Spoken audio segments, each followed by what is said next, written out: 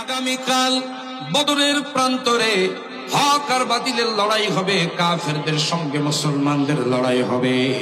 এই লড়াইয়ের ময়দানে আমি বিশ্ব নবী আমার সঙ্গে যারা জিহাদের ময়দানে আমার সঙ্গে অংশগ্রহণ করতে পারবে, আমার সাথে বদরের প্রান্তরে যারা জিহাদে যেতে পারবে, কিয়ামতের কঠিন দিন মুসিবতের সময় আমি বিশ্ব নবী কথা দিলাম আমি রাসূল যাই জান্নাতের মধ্যে থাকবো।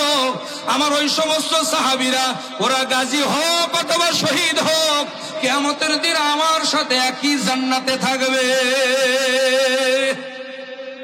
সুবহানাল্লাহ, আরো জোরে কন্যা সুবহানাল্লাহ।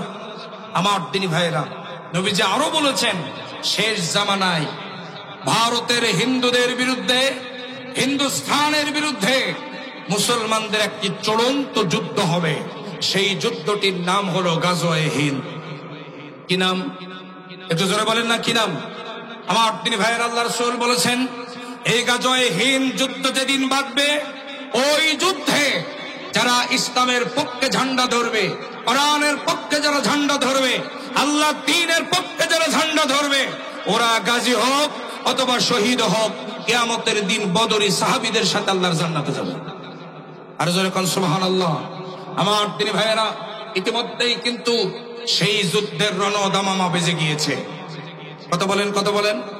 আমার তিনি ভাইরা, আপনারা জানেন বিগত 17টি বছর বাংলাদেশের মানুষের মাথার উপরে ভোট চুরি করে ক্ষমতার মস্তদে জগদ্দল পাথরের মতো চেপে বসেছিল খুনি হাসিনা এবং তার দলবল। কথা বলেন ঠিক না বেঠিক? আমার তিনি ভাইয়েরা, ভারতের আঙ্গুলি ইশারায় ভারতের এজেন্ডাকে বাস্তবায়ন করার জন্য তারা দীর্ঘ 17টি বছর চেষ্টা করেছে। অবশেষে 5ই আগস্টে ওই ভারতের মদতপুষ্ট সরকারের যখন পতন হলো, পেছনের রাস্তা দিয়ে যখন পালাতে বাধ্য হলো, 5ই আগস্টের পর থেকে ভারতের মাথা খারাপ হয়ে গেছে। কথা বলেন, কথা বলেন? ওরা দেখতেছে আর তো খেতে পারবো না, 17 বছর খেয়েছি, খেয়ে খেয়ে পুরো বাংলাদেশটাকে ধ্বংস করে দিয়েছি, আর তো খেতে পারবো না। এখন 5ই আগস্টের পর থেকে বিভিন্ন ইস্যু দিয়া, বিভিন্ন ইস্যু তৈরি করে, ইস্যুর উপরে ইস্যু তৈরি করিয়া বাংলাদেশে বাংলাদেশে অস্থিতিশীল পরিবেশ তৈরি করে অন্তর্বর্তীকালীন সরকার ব্যবস্থাকে বিফল করে দিয়ে তাদেরই মদতপুষ্ট সরকারকে আবারও ক্ষমতার মস্তদে বসানোর জন্য মিথ্যা পায়চারা করছে। কথা বলেন ঠিক কিনা? আরো জোরে বলেন, কথা ঠিক কিনা? তাই সময় সময় দেখবেন বলে যে আমি কাছাকাছি আসি, শর্ট করে ঢুকে পড়ব, বলে কি বলে না? আমরা আজকের মাহফিল থেকে একটা কথা দায়িত্বহীন ভাষায় বলে দিতে চাই, শুনে রাখো ভারত, তোমাদের এই ব্যর্থ চেষ্টা বাংলার জমিনে কোনোদিন পূরণ হবে না। এই দেশ শাহজালালের দেশ, এই দেশ শাহপরানের দেশ, এই দেশ হাজী শরীয়তুল্লাহর দেশ, এই দেশ শহীদ তিতুমীরের দেশ, এই দেশ আল্লামা সাঈদীর দেশ। এই দেশের 1 ইঞ্চি জমিন নাস্তিক বেঈমানদের হাতে ছেড়ে দেওয়া হবে না, হবে না, হবে না। রাজি আছেন কারা কারা? দুই হাত তুলে আল্লাহকে দেখান। আমার দিনী ভাইয়ারা, প্রয়োজনে বাংলাদেশের মুসলমানেরা শহীদ আবু সাঈদের মতো আবারও বুক পেতে দেবে, শহীদ মীর মুগ্ধ, শহীদ আসিফের মতো আবারও বুক পেতে দিয়ে বুকের তাজা রক্ত জমিনে ঢেলে দেবে। নাস্তিক বেঈমানদের একটা এজেন্ডা বাংলার জমিনে পূরণ হতে দেওয়া হবে না, হবে না, হবে না। রাজি আছেন কারা কারা? দুই হাত তুলে আল্লাহকে দেখা।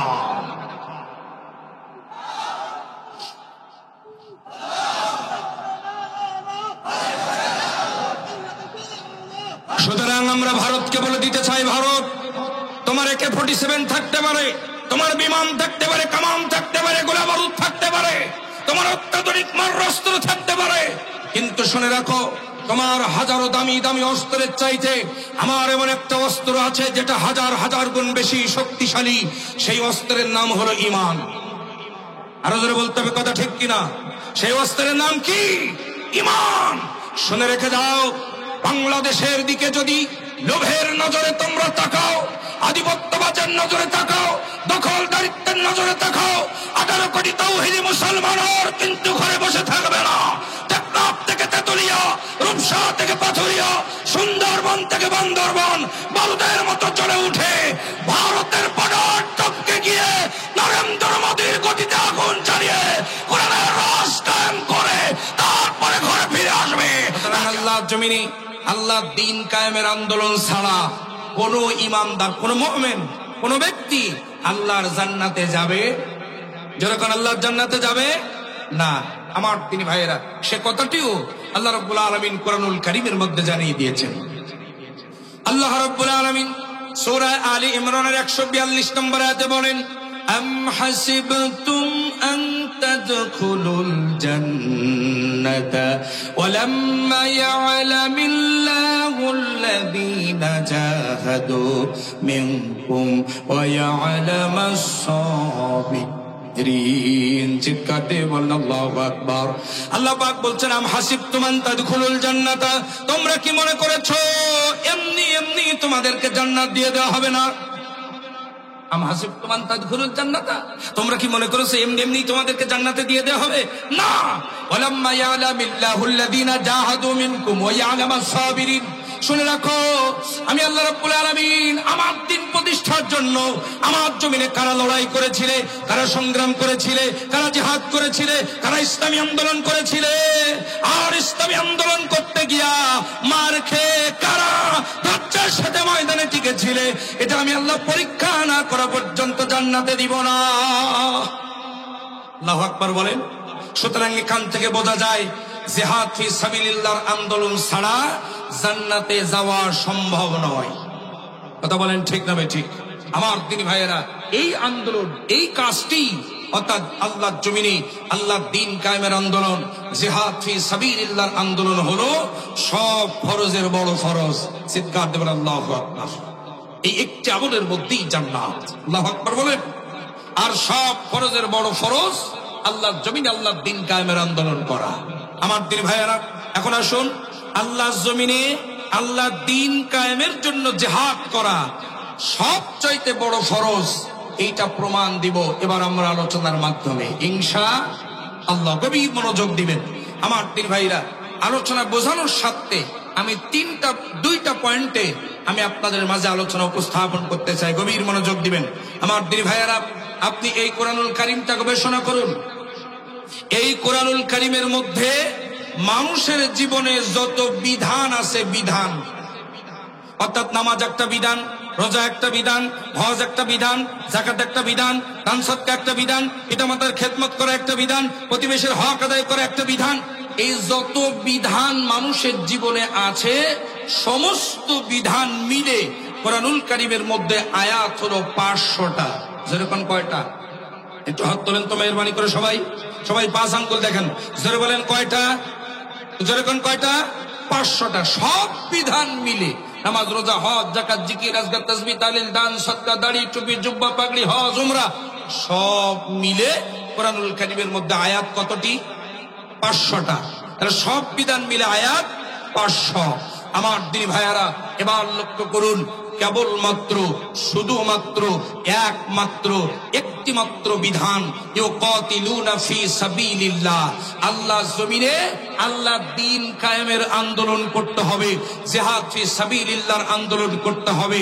এই ব্যাপারে একটি বিধানের ব্যাপারে আয়াত হলো 627টা। আল্লাহু আকবার বললেন না? সব বিধান মিলে আয়াত কয়টা? 500। আর একটি মাত্র বিধান জিহাদ ফি সাবিলিল্লাহর আন্দোলন। এই জিহাদ ফি সাবিলিল্লাহর আন্দোলন, এই ব্যাপারে একটা বিধানের ব্যাপারে সরাসরি আয়াত হলো 627টা।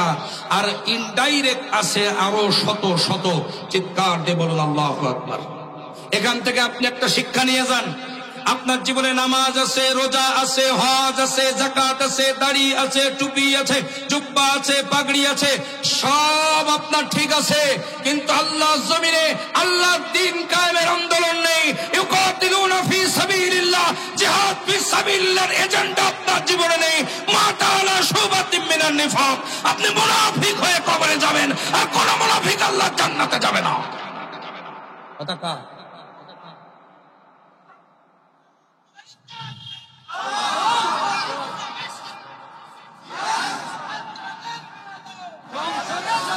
আমার দিনী ভাইয়েরা, সুতরাং আপনার সব ঠিক আছে, কিন্তু আল্লাহর জমিনে আল্লাহর দ্বীন প্রতিষ্ঠার জন্য আপনার জীবনে জিহাদ ফি সাবিলিল্লাহর এজেন্ডা নাই। আল্লাহ রাসূল বলছে মা তাআলা শুবাতিম মিনান নিফাক, এই লোকটা মুনাফিক হয়ে কবরে যাবে। আর কোন মুনাফিক আল্লাহর জান্নাতে তো যাবেই না, বরং মুনাফিকদের ব্যাপারে বলা হয়েছে ইন্নাল মুনাফিকিনা ফিদ দারকিল আসফালি মিনান নার, মুনাফিকেরা জাহান্নামের একেবারে নিকৃষ্টতম জায়গায় থাকবে। জোরে কান্না নাউজুবিল্লাহ। আমার দিনী ভাইরা, সুতরাং আমরা এখান থেকে প্রমাণ পেলাম সব ফরজের বড় ফরজ জিহাদ ফি সাবিলিল্লাহ আন্দোলন করা। এবার আসুন আমার দিনী ভাইরা, এরপরে আমি আরেকটি প্রমাণ আপনাদের মাঝে উপস্থাপন করি, গভীর মনোযোগ দিবেন। সব ফরজের বড় ফরজ জিহাদ ফি সাবিলিল্লাহ আন্দোলন করা, আল্লাহর জমিনে আল্লাহর দ্বীন কায়েমের জন্য প্রচেষ্টা সাধনা করা। এই ব্যাপারে আমার দিনী ভাইয়েরা বোঝাতে গিয়ে একটি ঘটনা উল্লেখ করা প্রয়োজন বলে আমি মনে করছি। গভীর মনোযোগ দিয়ে আপনারা কথাগুলো শোনার চেষ্টা করবেন ইনশাআল্লাহ। আমার দিনী ভাইয়েরা, আল্লাহর নবী বিশ্ব নবী জনাবে মুহাম্মদুর রাসূলুল্লাহ সাল্লাল্লাহু আলাইহি ওয়াসাল্লাম মক্কা থেকে হিজরত করে মদিনায় চলে গেলেন। আমার দিনী ভাইয়েরা, হিজরত করে মদিনায় যাওয়ার পর সর্বপ্রথম নবীজি যেই জিহাদের ময়দানে অংশগ্রহণ করেছিলেন, একটু আওয়াজ দিয়ে বলুন তো ওই জিহাদ, ওই যুদ্ধের নামটা কি ছিল? কি ছিল? বদর। যেরকম কোন যুদ্ধ? বদরের যুদ্ধ। আমার দিনী ভাইয়েরা, এই বদরের প্রান্তরে যুদ্ধ যেদিন হবে, আল্লাহর নবী বিশ্ব নবী জনাবে মুহাম্মদ রাসূলুল্লাহ সাল্লাল্লাহু আলাইহি ওয়াসাল্লাম বদরের প্রান্তরের যুদ্ধটা নিয়ে একটু গবেষণা করলেন। আল্লাহর নবীর কাছে কয়েকটা তথ্য ধরা পড়ল। এক নম্বর হলো এই বদরের যুদ্ধটা সাধারণ কোনো যুদ্ধ ছিল না। আমার দিনী ভাইয়েরা, এই যুদ্ধটা ছিল ভাইয়ের বিরুদ্ধে ভাইয়ের যুদ্ধ, ছেলের বিরুদ্ধে বাবার যুদ্ধ, ভাতিজার বিরুদ্ধে চাচার যুদ্ধ, বন্ধুর বিরুদ্ধে বন্ধুর যুদ্ধ। এক কথায় বদরের যুদ্ধটা ছিল আত্মীয়র বিরুদ্ধে আত্মীয়র যুদ্ধ। অর্থাৎ ছেলে ইসলাম কবুল করে মদিনায় চলে গেছে, ছেলে আজকে ইসলামের পক্ষে তরবারি ধরেছে। এরপরে বাবা ইসলাম কবুল করে নাই, মক্কায় কুরাইশ কাফেরদের পক্ষে তরবারি ধরেছে। আজকে বাবা আর ছেলের চূড়ান্ত লড়াই হবে বদরের মাঠ, সাধারণ কোনো যুদ্ধ ছিল না। এরপরে ওদের সংখ্যা বেশি, মুসলমানদের সংখ্যা কম, ওদের অস্ত্র বেশি, মুসলমানদের অস্ত্র কম, ওদের ঘোড়া বেশি, মুসলমানদের ঘোড়া কম, ওদের খাবার পানি সব বেশি, মুসলমানদের কাছে খাবার পানি কিছুই নাই, থাকলেও খাওয়া যাবে না। কারণ এই যুদ্ধটা হয়েছিল 17ই রমজান, অর্থাৎ ফরজ রোজা রেখে সাহাবায়ে কেরাম যুদ্ধ করেছিলেন। যেরকম সুবহানাল্লাহ। এরকম কয়েকটা সমস্যার সম্মুখীন হয়ে আল্লাহর নবী বিশ্ব নবী জনাবে মুহাম্মদ রাসূলুল্লাহ সাল্লাল্লাহু আলাইহি ওয়াসাল্লাম যুদ্ধের আগের দিন, অর্থাৎ 17ই রমজানের আগের দিন 16ই রমজান আসরের নামাজ আদায় করে নবীজি আমার মসজিদে নববীতে শত শত সাহাবায়ে কেরামদের দিকে ফিরে তিনি উঠে দাঁড়ালেন, উঠে বসে গেলেন। আল্লাহর নবী উঠে দাঁড়িয়ে একটা বক্তব্য দিলেন সাহাবীদের উদ্দেশ্যে। গভীর মনোযোগ দিয়ে দেন। সাহাবীদের উদ্দেশ্যে আল্লাহর নবী কি বক্তব্য দিলেন, হাদিস শরীফের মধ্যে সে বক্তব্যটা তুলে ধরা হয়েছে। আল্লাহর নবী বললেন, ও আমার সাহাবীরা, জান্নাতে কে কে যেতে চাও নাম লিখাও। আল্লাহু আকবার। আর জোরে আল্লাহু আকবার। জান্নাতে কে কে যেতে চাও নাম লিখাও। এক কথায় আগামীকাল বদরের প্রান্তরে হক আর বাতিলের লড়াই হবে, কাফেরদের সঙ্গে মুসলমানদের লড়াই হবে। এই লড়াইয়ের ময়দানে আমি বিশ্ব নবী আমার সঙ্গে যারা জিহাদের ময়দানে আমার সঙ্গে অংশগ্রহণ করতে পারবে, আমার সাথে বদরের প্রান্তরে যারা জিহাদে যেতে পারবে, কিয়ামতের কঠিন দিন মুসিবতের সময় আমি বিশ্ব নবী কথা দিলাম, আমি রাসূল যাই জান্নাতের মধ্যে থাকবো। আমার ওই সমস্ত সাহাবীরা ওরা গাজী হোক অথবা শহীদ হোক, কিয়ামতের দিন আমার সাথে একই জান্নাতে থাকবে। সুবহানাল্লাহ। আরো জোরে কন্যা সুবহানাল্লাহ। আমার দিনী ভাইরা, নবীজি আরো বলেছেন শেষ জামানায় ভারতের হিন্দুদের বিরুদ্ধে, হিন্দুস্থানের বিরুদ্ধে মুসলমানদের একটি চূড়ান্ত যুদ্ধ হবে। সেই যুদ্ধটির নাম হলো গাজওয়ে হিন্দ। কি নাম? একটু জোরে বলেন না, কি নাম? আমার তিনি ভাইয়ের আল্লাহ রাসূল বলেছেন এই গাজওয়ে হিন্দ যুদ্ধ যেদিন বাঁধবে, ওই যুদ্ধে যারা ইসলামের পক্ষে ঝান্ডা ধরবে, কোরআনের পক্ষে যারা ঝান্ডা ধরবে, আল্লাহ দ্বীনের পক্ষে যারা ঝান্ডা ধরবে, ওরা গাজী হোক অথবা শহীদ হোক, কিয়ামতের দিন বদরী সাহাবীদের সাথে আল্লাহর জান্নাতে যাবে। আর জোরে কোন সুবহানাল্লাহ। আমার তিনি ভাইয়েরা, ইতিমধ্যেই কিন্তু সেই যুদ্ধের রণদামামা বেজে গিয়েছে। কত বলেন, কত বলেন?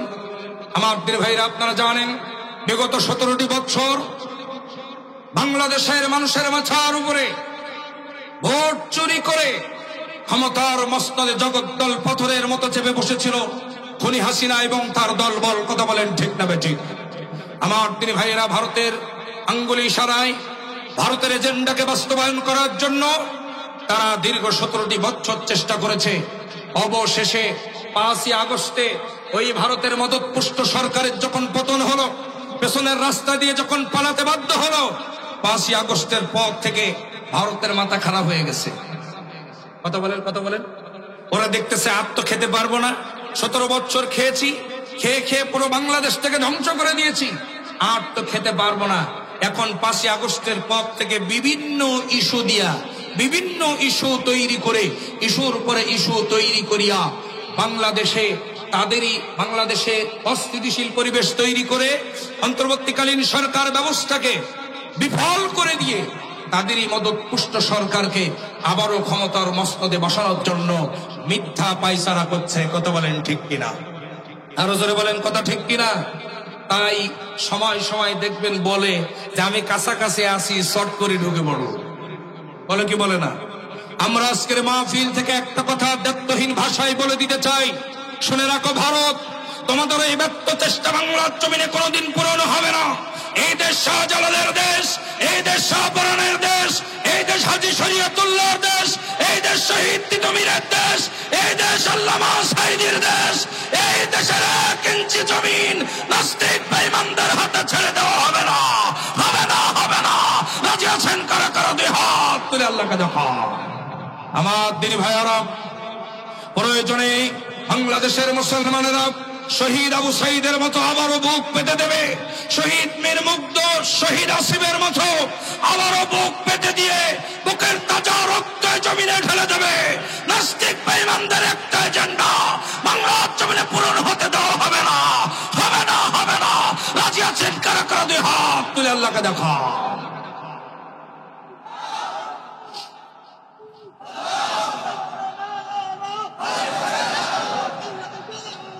সুতরাং আমরা ভারতকে বলে দিতে চাই, ভারত, তোমার AK-47 থাকতে পারে, তোমার বিমান থাকতে পারে, কামান থাকতে পারে, গোলা বারুদ থাকতে পারে, তোমার অত্যাধুনিক মারণাস্ত্র থাকতে পারে, কিন্তু শুনে রাখো, তোমার হাজারো দামি দামি অস্ত্রের চাইতে আমার এমন একটা অস্ত্র আছে যেটা হাজার হাজার গুণ বেশি শক্তিশালী। সেই অস্ত্রের নাম হলো ঈমান। আরো জোরে বলতে হবে, কথা ঠিক কিনা? সেই অস্ত্রের নাম কি? ঈমান। শুনে রেখে দাও, বাংলাদেশের দিকে যদি লোভের নজরে তোমরা তাকাও, আধিপত্যবাদের নজরে তাকাও, দখলদারিত্বের নজরে তাকাও, 18 কোটি তাওহীদি মুসলমান আর কিন্তু ঘরে বসে থাকবে না। টেকনাফ থেকে তেতুলিয়া, রূপসা থেকে পাথুরিয়া, সুন্দরবন থেকে বান্দরবন বারুদের মতো চলে উঠে ভারতের বর্ডার টপকে গিয়ে নরেন্দ্র মোদীর গতিতে আগুন চালিয়ে কোরআনের রাজ কায়েম করে তারপরে ঘরে ফিরে আসবে। রাজি আছেন কারা কারা? 2 হাত তুলে আল্লাহকে দেখা। আল্লাহ কবুল করুন, জোরে বলেন আমিন। সুতরাং এই ভারতের সঙ্গে যে যুদ্ধ বাঁধবে, ওই যুদ্ধে যদি আল্লাহ রাব্বুল আলামিন আপনাকে আমাকে কবুল করেন, সেই জিহাদের ময়দানে যেতে রাজি আছেন তো মুসলমানরা? যেরকম রাজি আছেন, আল্লাহ কবুল করুন, জোরে বলেন আমিন। নবীজি তাই বললেন, এই যুদ্ধে যারা অংশগ্রহণ করবে তারা কিয়ামতের দিন বদরী সাহাবীদের সাথে আল্লাহর জান্নাতে যাবে। সুবহানাল্লাহ বলবেন না? আমার দিনী ভাইয়ারা, আল্লাহর নবী এই ঘোষণা যখন দিলেন, মসজিদে নববীতে শত শত সাহাবী নবীজির সামনে বসা, প্রথম কাতার, দ্বিতীয় কাতার, তৃতীয় কাতার, চতুর্থ কাতার, কোন কাতার থেকে কোন সাহাবী উঠে দাঁড়ায় না, সবাই মাথা নিচু করে বসে আছে। পঞ্চম কাতার থেকে একজন বর্ষিয়ান সাহাবী, মোটামুটি বয়স হয়েছে, যুবক মানুষ, নাম হলো হযরতে মিকদাদ। জোরে কোন আল্লাহু আকবার। কি নাম বলেন? আরো জোরে কোন কি নাম? হযরতে মিকদাদ রাদিয়াল্লাহু তাআলা আনহু 5 নাম্বার কাতার থেকে উঠে দাঁড়ায় গেলেন। দাঁড়িয়ে যে বলছেন, ইয়া রাসূলুল্লাহ, ইয়া হাবিবাল্লাহ, আপনি জান্নাতি ব্যক্তিদের নামের তালিকা করতেছেন। বদরের প্রান্তরে জিহাদ হবে আগামীকাল, সেই যুদ্ধের ময়দানে কারা কারা যাবে আপনি তালিকা করতেছেন। ইয়া রাসূলুল্লাহ, ইয়া হাবিবাল্লাহ, আমার মন বলে আপনি আল্লাহর হক রাসূল। আল্লাহু আকবার বলবেন না? আর জোরে করে আল্লাহু আকবার। আমার মন বলে আপনি আল্লাহর হক রাসূল, ইয়া রাসূলুল্লাহ, ইয়া হাবিবাল্লাহ, আপনার আহ্বানের ভিতরেই আছে জান্নাত। সুতরাং আপনি যখন জান্নাতি ব্যক্তিদের তালিকা করতেছেন, প্রথম কাতার, দ্বিতীয় কাতার, তৃতীয় কাতার, চতুর্থ কাতার, 4টা কাতার চলে গেল, একজন সাহাবী মাথা উঁচু করে না, সমস্ত সাহাবী মাথা নিচু করে বসে আছে, ইয়া রাসূলুল্লাহ, ইয়া হাবিবাল্লাহ। কিন্তু 5 নাম্বার কাতার থেকে আমি আর বসে থাকতে পারলাম না, নবীজি আমি দাঁড়িয়ে গেলাম। জান্নাতি ব্যক্তিদের তালিকায় 1 নম্বরে আমি মিকদাদ, আমার নামটা আপনি লিখে দেন। চিৎকার দিয়ে বলেন সুবহানাল্লাহ। এখান থেকে বোঝা যায় ইসলাম, ইসলামী আন্দোলন, স্বাধীনতা, সার্বভৌমত্ব যখন হুমকির মুখে পড়ে, তখন এক শ্রেণীর যুবকরাই আগে রুখে দাঁড়ায়। আরো জোরে বলেন, কথা ঠিক কিনা? আমার দিনী ভাইয়েরা, আজকে আমি অন্তর স্থল থেকে ধন্যবাদ জানাই তজলপুর স্বপ্ন সন্ধানী যুব সমাজকে। তারা এই মঞ্চে, এই মাঠে তারা গানের কনসার্ট দিতে পারতো কিনা? যেরকম পারতো কিনা? তা না করে তারা কোরআনের মঞ্চ সাজিয়েছে, কোরআনের বাগান সাজিয়েছে। আমরাও দেখতে পেয়েছি বিগত দিনে ইসলাম, ইসলামী আন্দোলন, স্বাধীনতার সার্বভৌমত্ব রক্ষার জন্য আগে রুখে দাঁড়িয়েছে যুব সমাজ। কথা বলেন ঠিক না বেঠিক? আপনি দেখেন জুলাই আগস্টের গণ অভ্যুত্থানে সর্বপ্রথম যারা রক্ত দিয়েছে তারা কারা? কতক্ষণ না, তারা কারা? যুব সমাজ। শহীদ আবু সাঈদ, আমি তার কবর জিয়ারত করেছি, তার এলাকায় আমি মাহফিল করেছি। আমার দিনী ভাইয়েরা, তার কবরটি জিয়ারত করলাম, চোখের পানি ছেড়ে দিলাম, দোয়া করলাম আল্লাহর কাছে। আমার দিনী ভাইরা, শহীদ আবু সাঈদ বুকটা পেতে দিয়ে বলেছিল, বুকের মধ্যে অনেক ঝড়, বুক পেতেছি গুলি কর। নাস্তিক বেঈমানেরা গুলি করে তাকে ঝাঁঝরা করে দিয়েছে। আমার দিনী ভাইরা, এই যুবকদের রক্তের বিনিময়েই জালিম সরকারের পতন হয়েছে। কথা বলেন ঠিক কিনা? আরো জোরে কোন ঠিক কিনা? আজকের এই স্বপ্ন সন্ধানী যুব সমাজকে আমি বলতে চাই, এবং মাহফিলের প্যান্ডেলে যত যুবকেরা আছো, তোমাদেরকে বলতে চাই, তোমাদেরকে আর একটাবার জাগতে হবে, আর একটাবার রুখে দাঁড়াতে হবে, আর একটাবার ময়দানে নেমে যেতে হবে। যে আন্দোলন হবে আল্লাহর কোরআনের বিজয়ের আন্দোলন। যারা বলেন কথা ঠিক কিনা? ওই আন্দোলনে মাথায় কাপড়ের কাপড় বেঁধে আল্লাহ দ্বীন কায়েমের জন্য আমরা 54টি বছর আমরা দেখেছি কত সরকার এলো, কত সরকার গেল, কোন সরকার বাংলার জমিন থেকে একটি অন্যায় অসত্য দূর করতে সক্ষম হয় নাই, বরং অশান্তি আগুন দাও দাও করে জ্বালিয়ে গোটা সমাজ থেকে জ্বালিয়ে পুড়িয়ে ছারখার করে দিয়েছে। আরো জোরে বলেন কথা ঠিক কিনা? সুতরাং আমাদের স্লোগান একটাই, আগামীর বাংলাদেশ ইসলামের বাংলাদেশ, আগামীর বাংলাদেশ কোরআনের বাংলাদেশ, আগামীর বাংলাদেশ রাসূলুল্লাহ সুন্নাহর বাংলাদেশ, আগামীর বাংলাদেশ আলেম ওলামার বাংলাদেশ।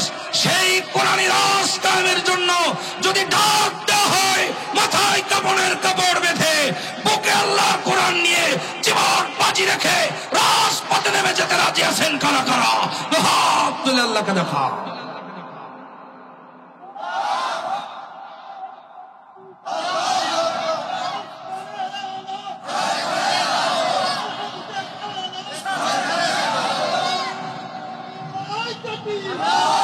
আমার দিনী ভাইয়েরা, কষ্ট হচ্ছে না তো আপনাদের?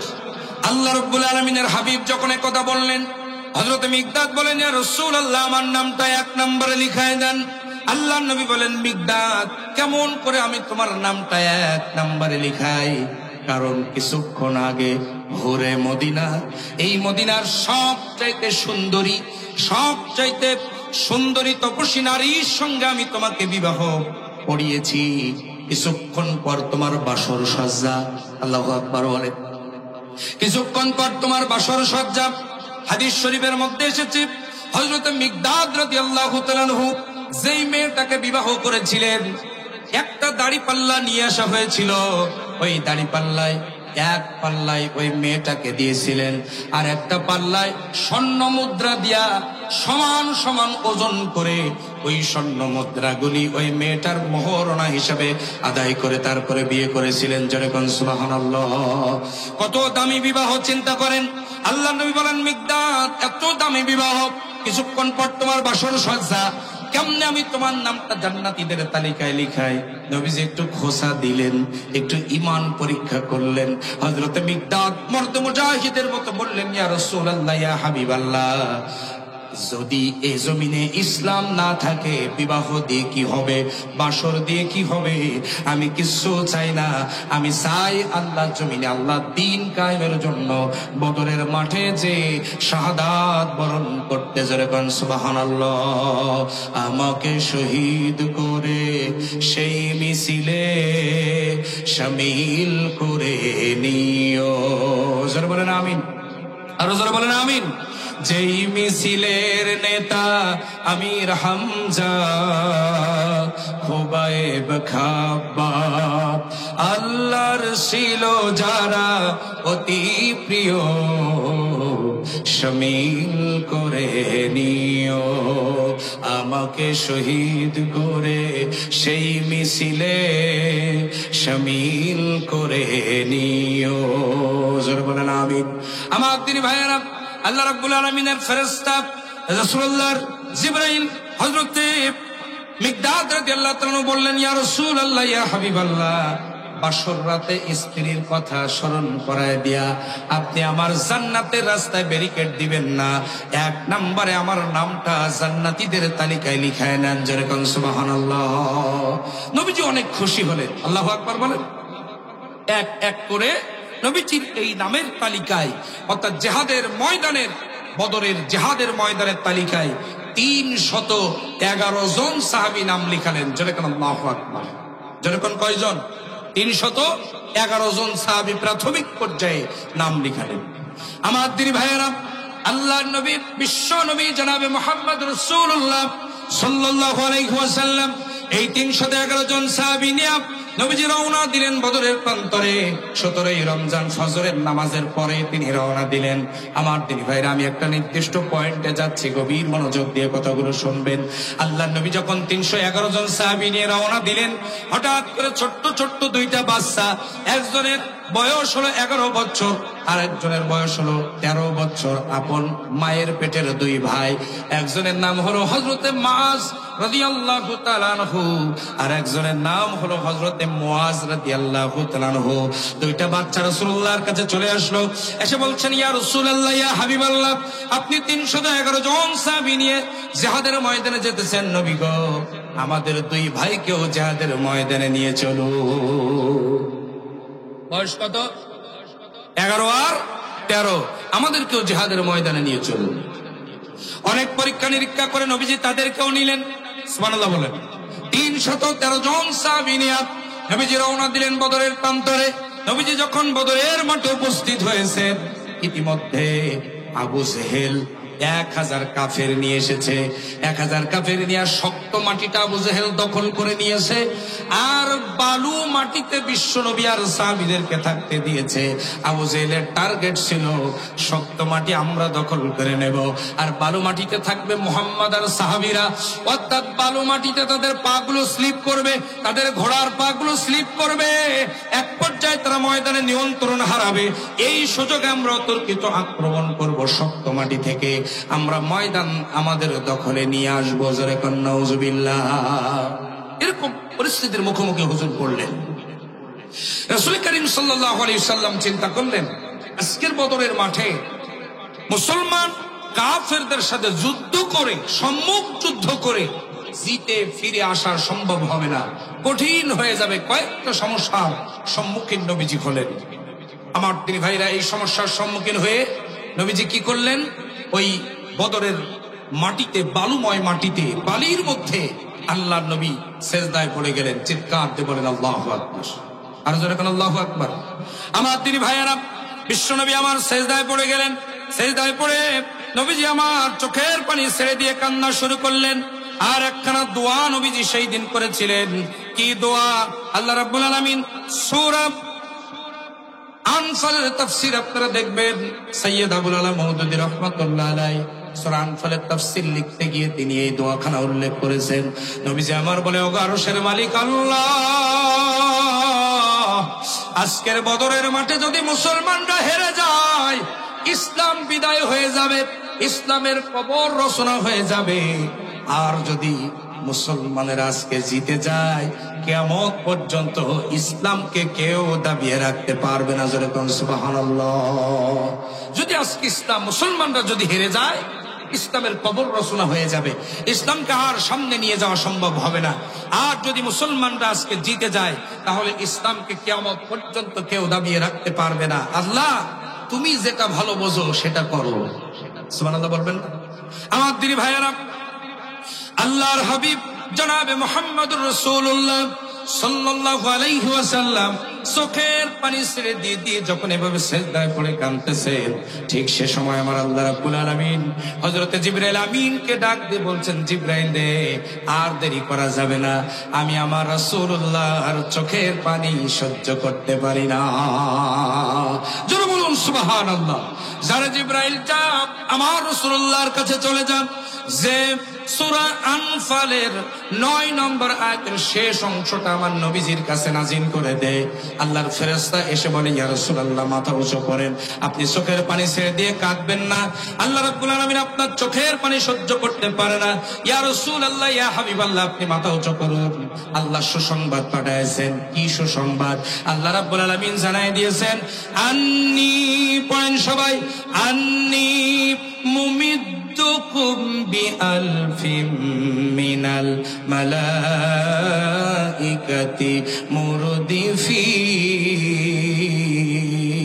মুরদিফিন। আল্লাহ রাব্বুল আলামিন বলেন, ওগো আমার হাবিব, মন খারাপ করবেন না, মাথা উঁচু করুন।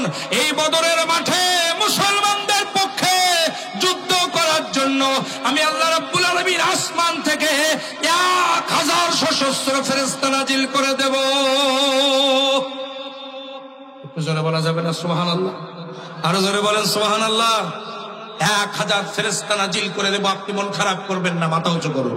আল্লাহু আকবার বলেন। আল্লাহ রাব্বুল আলামিন পবিত্র কোরআনুল কারীমের সূরা হামিমার সিজদার 30 নম্বর আয়াত কারিমার মধ্যে আল্লাহ রাব্বুল আলামিন সুন্দর করে বলছেন, আল্লাহ পাক বলছেন, ইন্নাল্লাযীনা ক্বালু রাব্বুনাল্লাহু সুম্মা ইসতাকামু তাতানাজ্জালু আলাইহিমুল মালাইকা। চিৎকার বলুন আল্লাহু আকবার। আল্লাহ পাক বলছেন, ইন্নাল্লাযীনা ক্বালু রাব্বুনাল্লাহ, নিশ্চয়ই যারা বলে আল্লাহ আমাদের রব। আমাদের রব কে? আরো জোরে কোন আমাদের রব কে? নিশ্চয় যারা বলে আল্লাহ আমাদের রব, সুম্মা ইসতাকামু, অথবা এই কথাটির উপরে হাজারো বাধা, হাজারো বিপত্তি, অত্যাচার, নির্যাতন সহ্য করে যারা প্রতিষ্ঠিত থাকে, ওই মানুষগুলো যখন কোনো বিপদে পড়ে যায়, আমি আল্লাহ আসমান থেকে কাতারে কাতারে ফেরেশতা নাজিল করে তাদের বিপদগুলো উদ্ধার করে দেই। কয় হাজার ফেরেশতা? একটু জোরে কর না, কয় হাজার? 1000 ফেরেশতা। আমার নবীজি মাথা উঁচু করে না, চোখের পানি ছেড়ে দিয়ে কাঁদতেই আছে। নবীজি যখন কান্দে, আল্লাহ রাব্বুল আলামিন তখন বলছেন, ও জিবরাইল, আমার নবী মনে হয় 1000 ফেরেশতায় খুশি না। আল্লাহু আকবার বলেন। যারা জিবরাইল, যা আমার নবীর কাছে আর একখানা আয়াত নিয়ে যা, আমার নবীকে বলে দে সূরা আলী ইমরানের 123-24 নম্বর আয়াতে কারিমার শেষ অংশটা নাজিল করে দে। জিবরাইল আমিন বলেন, হুজুর, আল্লাহ পাক আবার আয়াত পাঠিয়েছেন। কি আয়াত? বিসালাসাতি আলাফিম মিনাল মালাইকাতি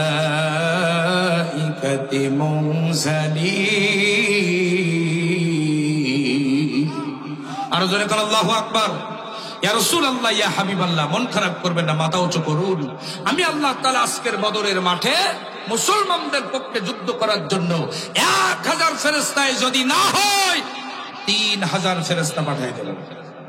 আরে যারা বলবেন না সুবহানাল্লাহ। আমার নবীজি মাথা উঁচু করে না, নবীজি কান্দতে আসি, চোখের পানি ছেড়ে দিয়ে নবীজি কান্দে। আমার আল্লাহ রাব্বুল আলামিন বলছেন, জিবরাইল রে, আমার নবী মনে হয় 3000 ফেরেশতায়ও খুশি না। যারে জিবরাইল, যা আমার নবীর কাছে সূরা আলী ইমরানের 125 নম্বর আয়াতে শেষ অংশ নাজিল করে দে।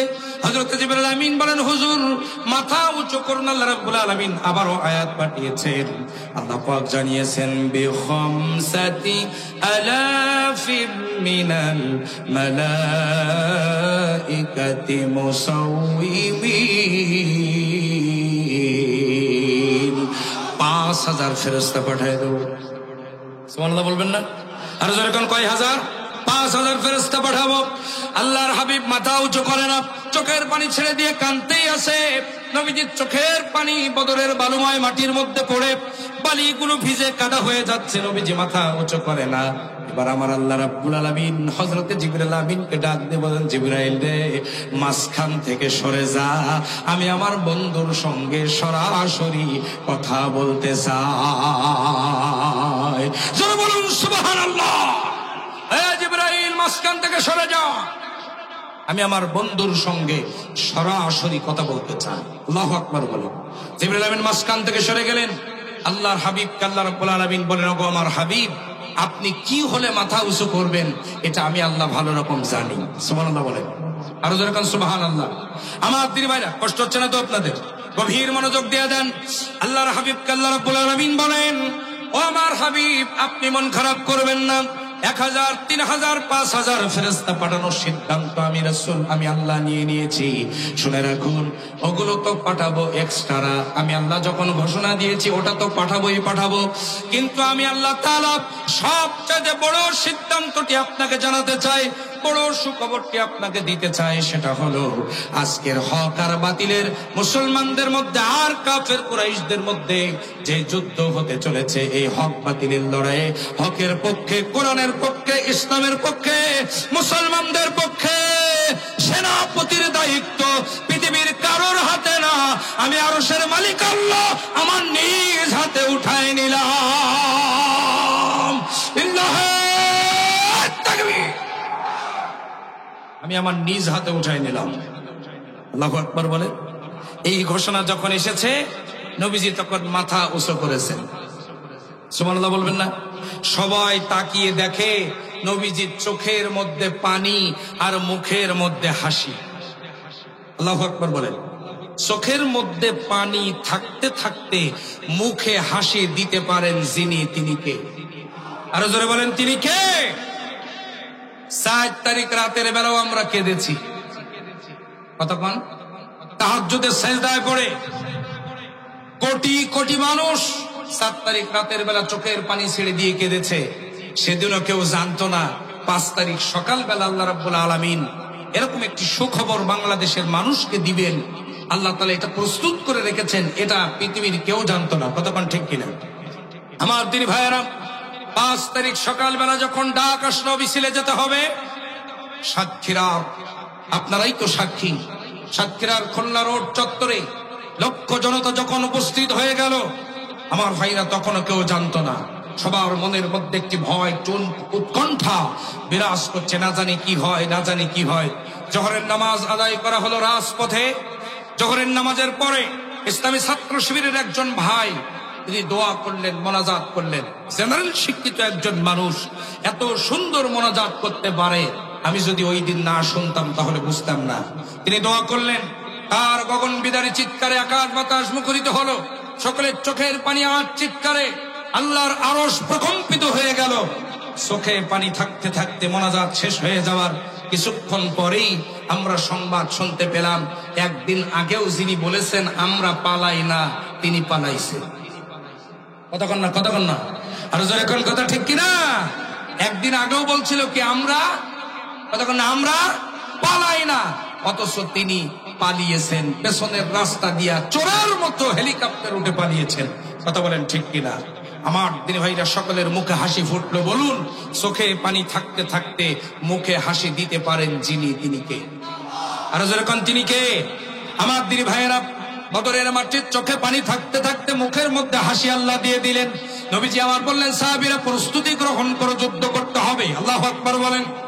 আমার ভাইরা, আমি একটা নির্দিষ্ট জায়গায় যাচ্ছি, গভীর মনোযোগ দিয়ে দেন।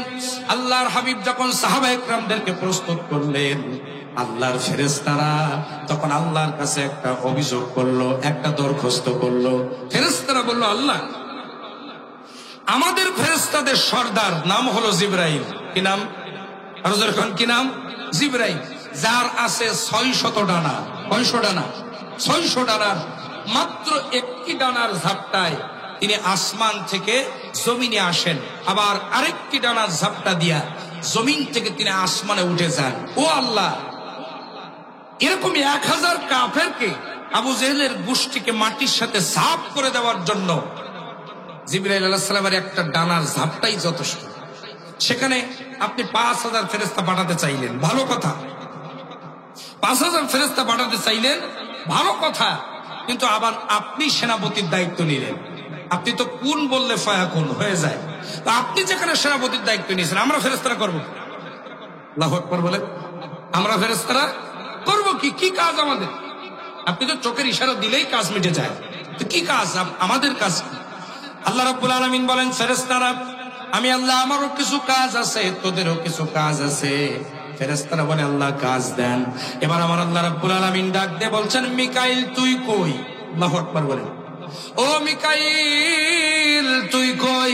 মিকাইল ফেরেশতা বলে, আল্লাহ এই তো আমি আপনার সামনে হাজির। আল্লাহু আকবার বলেন। আল্লাহ রাব্বুল আলামিন বলে, মিকাইল রে তোর কাজ কি?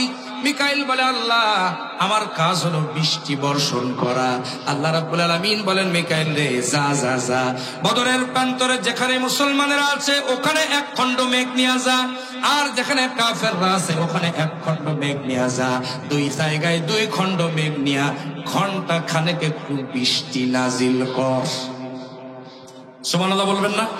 এতগুলো মানুষ এত আসতে বললে হবে না, জোরে কোন সুবহানাল্লাহ। একটু বৃষ্টি নাজিল কর। অন্যান্য ফেরেশতারা বলছে, আল্লাহ এখন হবে যুদ্ধ, আর আপনি বৃষ্টি দিয়ে তো পরিবেশ নষ্ট হয়ে যাবে, এখন বৃষ্টি দিচ্ছেন কেন? বৃষ্টি দেওয়ার তো কোনো মানে হয় না। আল্লাহ বলছেন, তোরা জানিস না, ইন্নী আ'লামু মা লা তা'লামুন, আমি আল্লাহ যা জানি তোমরা তা জানো না, শুধু সে দেখতে থাক আমি আল্লাহ কি করি। আল্লাহু আকবার বলে, তোরা শুধু দেখ আমি আল্লাহ কি করি।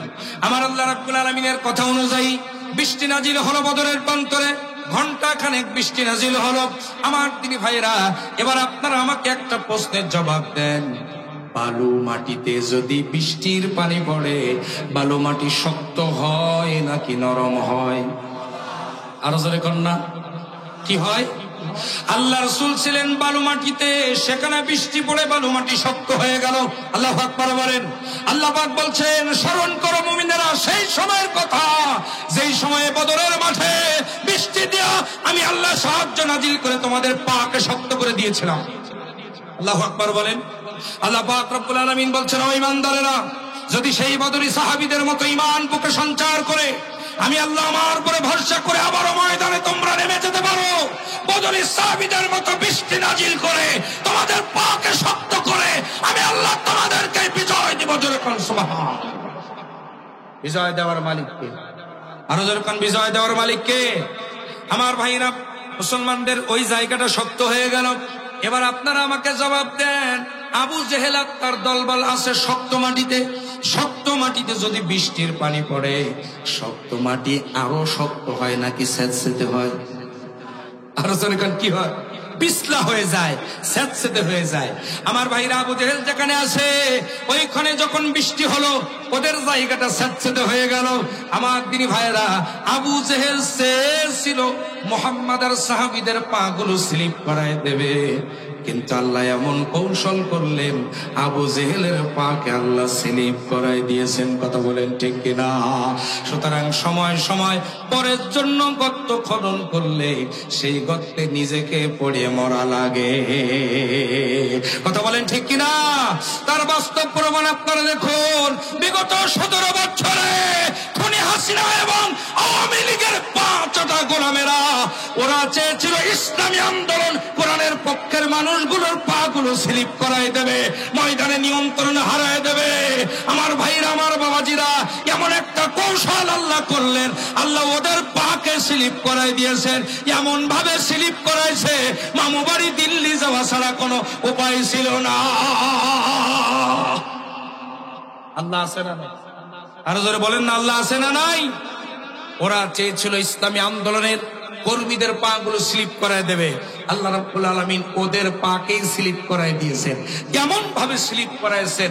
মামু বাড়ি দিল্লি যাওয়া ছাড়া আর কোনো উপায় ছিল না। কথা বলেন ঠিক কিনা?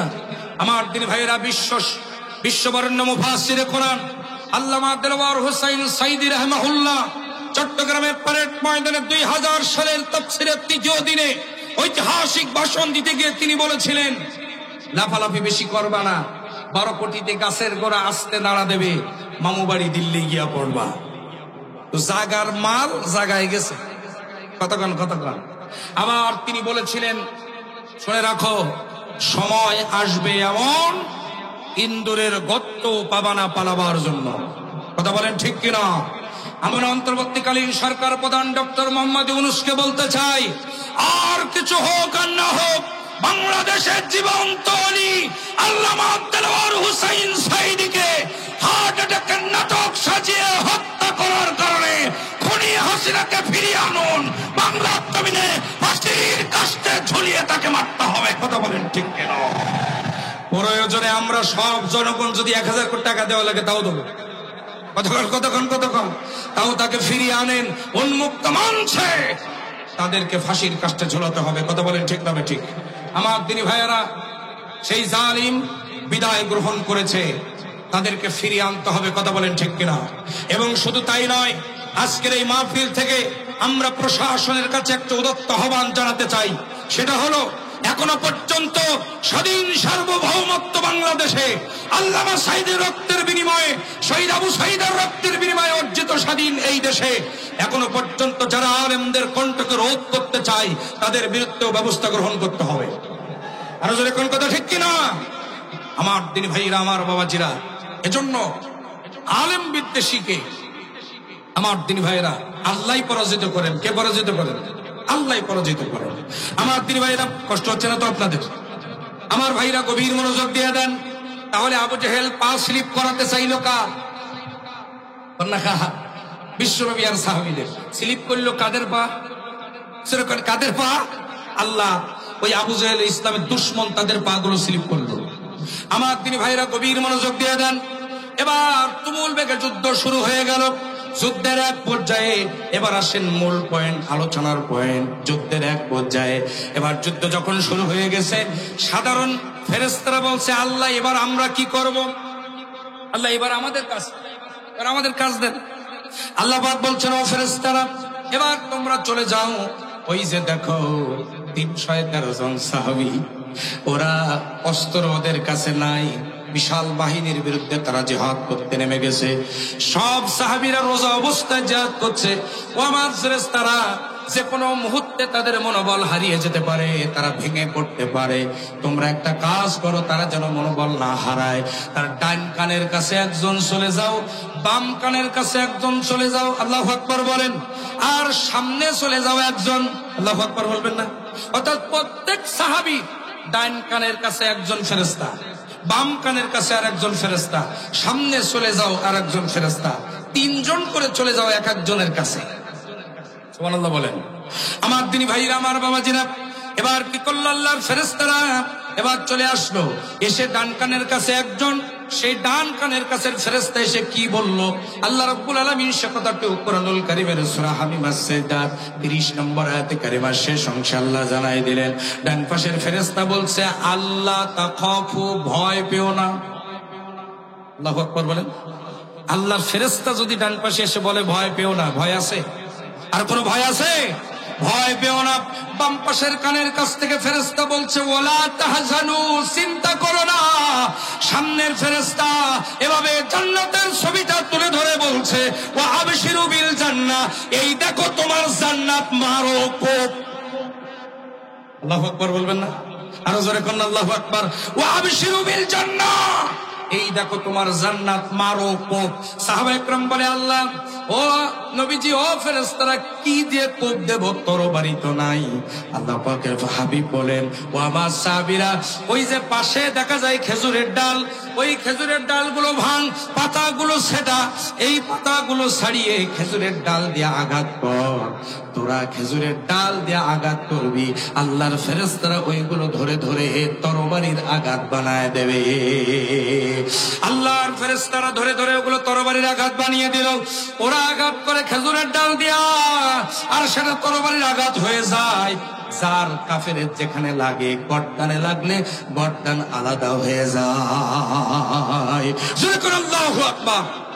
আমার ভাইরা, একটু বলেন তো, এই বদরের প্রান্তরে বিজয় কি মুসলমানদের হয়েছিল না কাফেরদের? একটু জোরে কোন, মুসলমানদের না কাফেরদের?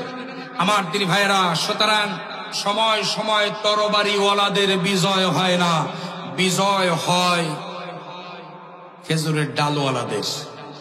কতক্ষণ কতক্ষণ সময় সময় তরবারিওয়ালাদের বিজয় হয় না, বিজয় হয় খেজুরের ডালওয়ালাদের।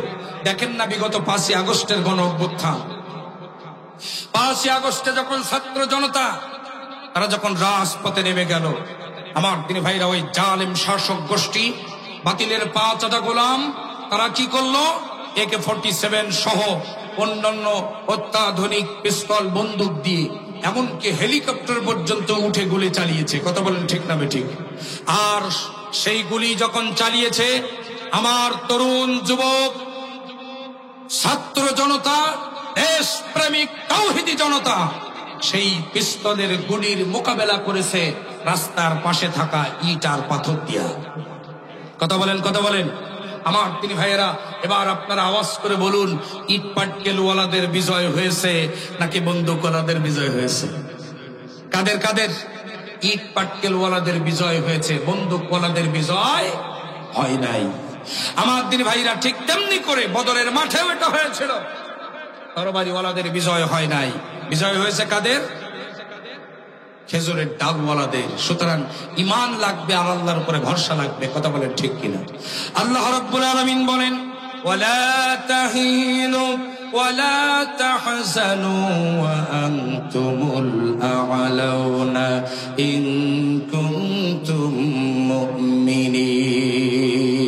হতাশ হয় না, দুশ্চিন্তাগ্রস্ত হয় না, বিজয় তোমাদেরই হবে যদি তোমরা প্রকৃতপক্ষে মুমিন হতে পারো। যেরকম না সুবহানাল্লাহ, আর যেরকম সুবহানাল্লাহ।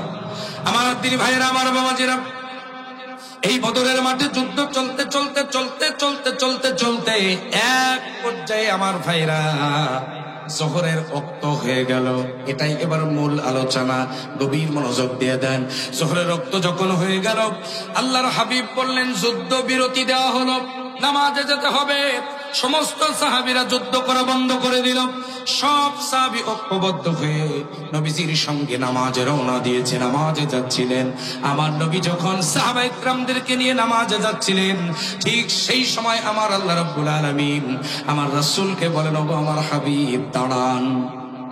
আল্লাহু আকবার বলেন, হে আমার রাসূল দাঁড়ান, কই যান? আল্লাহ নামাজে যাচ্ছি, নামাজের সময় হয়ে গেছে। আল্লাহ রাব্বুল আলামিন বলেন, ওগো আমার হাবিব, নামাজে আপনি যাচ্ছেন, যুদ্ধ বিরতি ঘোষণা দিলেন কেন? কারণ সেনাপতি তো আমি আল্লাহ, যুদ্ধ বিরতি ঘোষণা দিলে আমি দেবো, আপনি দিলেন কেন? আল্লাহু আকবার বলেন। যুদ্ধের প্রধান সেনাপতি কে? আর যখন কে? যুদ্ধ বিরতি দিলে আমি দিব, আপনি দিলেন কেন? আল্লাহু আকবার বলেন। আল্লাহ রাব্বুল আলামিনের হাবিব বলেন, নামাজের সময় হয়েছে, নামাজে যেতে হবে, এজন্য যুদ্ধ বিরতি দিয়েছি। আল্লাহ রাব্বুল আলামিন বলেন, ওগো আমার হাবিব, নামাজে যান, অসুবিধা নাই, কিন্তু আপনি যখন নামাজে দাঁড়িয়ে যাবেন, আপনার সাহাবীরা যখন নামাজে দাঁড়িয়ে যাবে, তখন ওই কাফের বেঈমানেরা চতুর্দিক থেকে অতর্কিত আক্রমণ আপনাকে করবে। আপনাকে আক্রমণ করে ময়দান তাদের দখলে নিয়ে নেবে, আপনি এবং আপনার সাহাবীদেরকে হত্যা করবে। আর আপনি তো বলেছেন যদি মুসলমানরা হেরে যায় তাহলে ইসলাম হেরে যাবে। ওগো আমার হাবিব, আমি আল্লাহ আপনাকে আজকে যুদ্ধের ময়দানে সেনাপতি আপনাকে ঘোষণা দিলাম, কত ওয়াক্ত নামাজ কাজা যায় যাক, আগে ময়দান দখলে রাখেন। এই নামাজের হিসাব কিয়ামতের দিন আমার কাছে দেওয়া লাগবে না। এই বদরের মাঠে 4 ওয়াক্ত ফরজ নামাজ কাজা করে আল্লাহ রাব্বুল আলামিনের হাবিব আর সাহাবীরা যুদ্ধ করেছিলেন। সুবহানাল্লাহ বলবেন না? ও নামাজি, ও নামাজি, তুমি নামাজটাকেই ইসলাম মনে করে বসে আছো, যে নামাজ পড়বো আর জান্নাতে চলে যাবো। বিষয়টা অত সহজ নয়। আম হাসিবতুম আন তাদখুলুল জান্নাতা, তোমরা কি মনে করেছো এমনি এমনি জান্নাতে চলে যাবে? না, হবে না। আমি আল্লাহ তাআলা দেখবো, পরীক্ষা করবো কারামাত দিন কায়েমের জন্য জিহাদ করেছিলেন। আল্লাহু আকবার বলে। আমার দিনী ভাইয়েরা, সুতরাং এখান থেকে কোরআন আমার সামনে বদরের প্রান্তরে আমার দিনী ভাইয়েরা একটা কথা উদীয়মান হয়েছে, একটা কথা সূর্যের আলোর মতো পরিষ্কার হয়েছে, নামাজ পড়া যেমন ফরজ, ইসলামকে রক্ষার জন্য প্রয়োজনে নামাজ ছাড়াও তেমন ফরজ। কথা বলেন ঠিক কিনা আমার দিনী ভাইরা? তাহলে আপনারা ফতোয়া পেয়ে গেছেন যে নামাজ আর পড়া লাগবে না। বিষয়টা এরকম, বিষয়টা তা নয়। আমার ভাইরা, এখানে বোঝানো হয়েছে নামাজের চাইতেও বড় ফরজ হলো আল্লাহ জমিনে আল্লাহ দ্বীন কায়েমের জন্য জিহাদ করা। কথা বলেন ঠিক কিনা? আর জোরে বলেন ঠিক কিনা? আমার দিনী ভাইয়েরা, আমার বাবাজিরা, সুতরাং নামাজের চাইতেও বড় ফরজ হলো আল্লাহ জমিনে আল্লাহ দ্বীন কায়েমের আন্দোলন করা। কথা বলেন ঠিক কিনা? একটু মহব্বতে জিকির করুন, লা ইলাহা।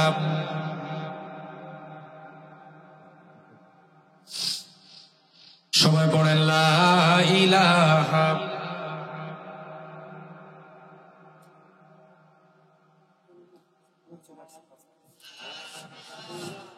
কে আসবে? আচ্ছা, জোরে লা ইলাহা, লা ইলাহা ইল্লাল্লাহু মুহাম্মাদুর রাসূলুল্লাহ সাল্লাল্লাহু আলাইহি ওয়াসাল্লাম। আমার দিনী ভাইরা, এই বদরের মাঠে আবার তুমুল বেগে যুদ্ধ শুরু হয়ে গেল। যুদ্ধের এক পর্যায়ে আসরের রক্ত যখন হয়ে গেল, আল্লাহর নবী সে নামাজটাও ছেড়ে দিয়ে যুদ্ধ করতে লেগে গেলেন। যুদ্ধ চলছে, এমন সময় আল্লাহর নবী, বিশ্ব নবী জনাবে মুহাম্মদ রাসূলুল্লাহ আর তার সাহাবীরা সবাই ক্ষুধার্ত, কারণ সারাদিন রোজা। আল্লাহু আকবার বলেন। আমার ভাইরা, তারা ক্লান্ত ক্ষুধার্ত অবস্থায় যুদ্ধ করছে, একজন সাহাবী রোজা ভাঙে নাই। আমার আল্লাহ রাব্বুল আলামিন আরশের মালিক, বদরের যুদ্ধের প্রধান সেনাপতি, তিনি লক্ষ্য করে দেখলেন সাহাবীরা আর আল্লাহ রাসূল নিজে ক্ষুধার্ত পিপাসার্ত, যুদ্ধ করতে কষ্ট হয়ে যাচ্ছে। আরশের মালিক আল্লাহ রাব্বুল আলামিন ডাক দিয়ে বললেন, ও আমার হাবিব, আপনি রোজাটা ভেঙে ফেলুন আর আপনার সাহাবীদেরকেও রোজা ভাঙতে বলুন। যার কাছে যা আছে তাই খান, তাই পান করুন, শরীরে শক্তি সঞ্চার করুন। এই রোজাটার হিসাব কিয়ামতের ময়দানে আমি আল্লাহ আমার কাছে দেওয়া লাগবে না। জোরে কোন সুবহানাল্লাহ। আল্লাহ নবী বললেন, ও আমার সাহাবীরা, রোজাটা ভেঙে ফেলো। আল্লাহ হুকুম করেছেন যার কাছে যা আছে তাই খায়, তাও পান করো। কোন সাহাবী রোজা ভাঙে না, কারণ আল্লাহ রাসূল তখনো পর্যন্ত রোজা ভাঙেন নাই। আমার দিনী ভাইয়েরা, আমার বাবাজিরা, এমত অবস্থায় নবীজি বুঝতে পারলেন আমি রোজা না ভাঙা পর্যন্ত সাহাবীরা রোজা ভাঙবে না। আল্লাহ নবী একটা পাথরের উপরে উঠে দাঁড়ায় গেলেন। পাথরের উপরে উঠে দাঁড়ানোর পর আল্লাহ নবীর হাতের মধ্যে একটা পানির পেয়ালা ছিল। ওই পানির পেয়ালাটা নিয়ে তিনি ঢক ঢক করে পানি পান করলেন। পানি পান করে সাহাবা ইকরামদেরকে বললেন, আমার সাহাবীরা, তোমরাও পানি পান করো, তোমাদের কাছে যা আছে তাই খাও, তাই পান করো, শরীরে শক্তি সঞ্চার করো। সব সাহাবীরা রোজা ভাঙলেন। এবার আপনারা আমাকে বলুন, ওই রোজাটা মনে হয় নফল রোজা ছিল? কতক্ষণ না কে? ওই রোজাটা মনে হয় সুন্নাত রোজা ছিল? না, ফরজ রোজা 17ই রমজান, বদরের যুদ্ধের দিনে আল্লাহ রাসূল রোজা ভেঙেছেন। ও রোজাদার, আপনি মনে করতেছেন রোজা রাখবো আর গফিরা লাহু মা তাকাদ্দামা মিন যামবিহি, রোজা রাখবো আর জীবনের গুনাহগুলো মাফ হয়ে যাবে, জান্নাতে চলে যাব। শুনে রাখুন, অতগুলো গুড় কিন্তু হাফ কেজি না। রোজা রাখা যেমন ফরজ, আল্লাহর জমিনে আল্লাহ দ্বীন কায়েমের আন্দোলন করার জন্য প্রয়োজনে রোজা রেখে রোজা ভেঙ্গে চূড়ান্ত ময়দানে জিহাদ করাও তেমন ফরজ। কথা বলেন ঠিক কিনা? আল্লাহ রাসূল এই দিন রোজা ভেঙ্গেছিলেন, রোজা ভেঙ্গে জিহাদ করেছিলেন। আমার ভাইরা, আমি এই পয়েন্টেই আসতে চেয়েছিলাম। আমি আপনাদেরকে বোঝাতে চাচ্ছিলাম, নামাজ, রোজা, হজ, যাকাত, জিকির, আজগার, তাসবিহ, তাহলিল, দান, সদকা, দাড়ি, টুপি, জুব্বা, পাগড়ি, হজ, উমরা, যাই বলেন না কেন, সব ফরজের বড় ফরজ হলো আল্লাহ জমিনে আল্লাহ দ্বীন কায়েমের জন্য আন্দোলন করা। আর কোন মুসলমান আল্লাহ দ্বীন বাদ দিয়া, ইসলামী আন্দোলন বাদ দিয়া, মানুষের তৈরি মতবাদ, সেকুলারিজম, ন্যাশনালিজম, কমিউনিজম, এগুলো মানতে পারে না। হারাম, হারাম এবং হারাম। কথা বলেন ঠিক কিনা? আপনি ছাত্র, আপনার জন্য ছাত্র শিবির আছে। আপনি ছাত্রী, আপনার জন্য ছাত্রী সংস্থা আছে। আপনি আলেম, আপনার জন্য উলামা বিভাগ আছে। আপনি শ্রমিক, আপনার জন্য শ্রমিক কল্যাণ ফেডারেশন আছে। আপনি মুরব্বী, আপনার জন্য মূল জামাত আছে। আমার দিনী ভাইরা, শুধু তাই নয়, এক কথায় জামাত শুধু বলে কথা নয়, যে কোনো একটি ইসলামী দল আপনাকে করতে হবে। ইসলামী দল ছাড়া মানুষের তৈরি করা কোন দল একজন মুসলমান করতে পারবে না। হারাম। কথা কি বুঝতে পেরেছেন আমার দিনী ভাইরা? সুতরাং আপনাকে আমাকে বুঝতে হবে, একটা আমলেই জান্নাত। সে আমলটি কোন আমল? জিহাদ ফি সাবিলিল্লাহ। একটু জোরে কোন, সে আমলটি কোন আমল? জিহাদ ফি সাবিলিল্লাহ। আজকে তাকান না ফিলিস্তিনের দিকে, প্রতিনিয়ত 27 রমজান থেকে শুরু করে আজ পর্যন্ত শহীদের সংখ্যা প্রায় 60,000। 60,000 ফিলিস্তিনিকে তারা হত্যা করেছে। আমার দিনী ভাইরা, আমার বাবাজিরা, এই ফিলিস্তিনে নির্যাতিত নিষ্পেষিত মজলুম মানবতা তারা প্রতিনিয়ত আল্লাহর কাছে দোয়া করে বলছে, রব্বানা, হে আমাদের রব, আখরিজনা মিন হাযিহিল ক্বরিয়াতিজ যালিমি আহলুহা, হে রব, আপনি আমাদেরকে এই জালিমদের জনপদ থেকে বের করে নিয়ে যান, এমন একটি জায়গায় নিয়ে যান যেখানে জালিমদের জুলুম নাই, সেরকম একটি জায়গায় আমাদেরকে নিয়ে যান। ওয়াজআল লানা মিন লাদুনকা ওয়ালিয়ান, আমাদের জন্য আল্লাহ আপনার পক্ষ থেকে একজন সাহায্যকারী পাঠান, একজন বন্ধু, অভিভাবক আমাদের জন্য আপনি পাঠিয়ে দেন, একজন ওলি আমাদের জন্য পাঠিয়ে দেন। ওয়াজআল লানা মিন লাদুনকা নাসীরা, আপনি আমাদের জন্য আপনার পক্ষ থেকে একজন সাহায্যকারী পাঠান। ওই বিশ্ব মুসলিম উম্মাহ হাত সানি দিয়ে আপনাকে আমাকে ডাকতেছে, জিহাদের প্রেরণা নিয়ে আপনাকে আমাকে ঝাঁপিয়ে পড়তে হবে। কথা বলেন ঠিক কিনা? আমার তিনি ভাইয়েরা, মুখে মুখে না, খাতা কলমে অন্তর দিয়ে জিহাদ ফি সাবিলিল্লাহর আন্দোলন করতে হবে। রাজি আছেন তো মুসলমানেরা? আমার দিনী ভাইয়েরা, আমি খুব বেশি সময় আপনাদেরকে আর কষ্ট দিব না। প্রধান মেহমান তিনি আমাদের মাঝে এক্ষুনি চলে আসতেছেন। আমার আর একটি প্রোগ্রাম আছে তালাতে, সেখানে আমাকে রাত 12টায় স্টেজে উঠতে হবে। 12টা থেকে 2টা